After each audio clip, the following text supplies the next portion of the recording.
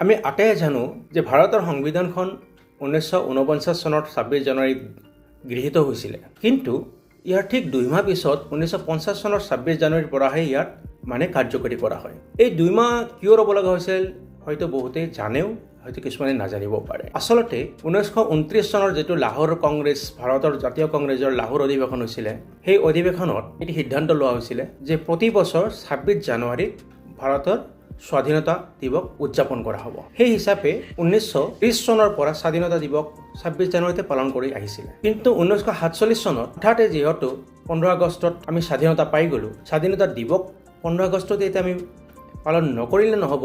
ইপিনে 26 জানুৱাৰী দিনটোও যথেষ্ট উল্লেখনীয় আছিলে আমাৰ কাৰণে।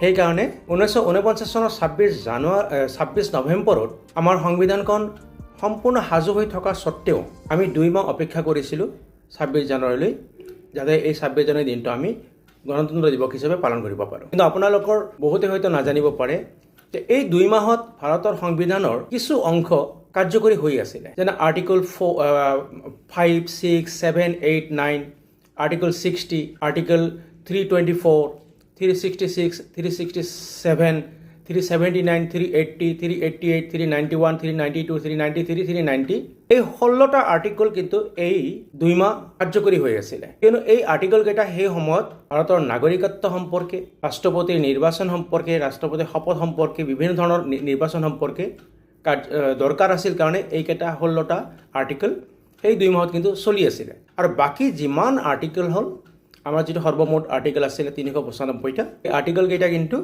1950 চনৰ 26 জানুৱাৰীৰ পৰা একেলগে কাৰ্যকৰী হৈছিলে। ধন্যবাদ।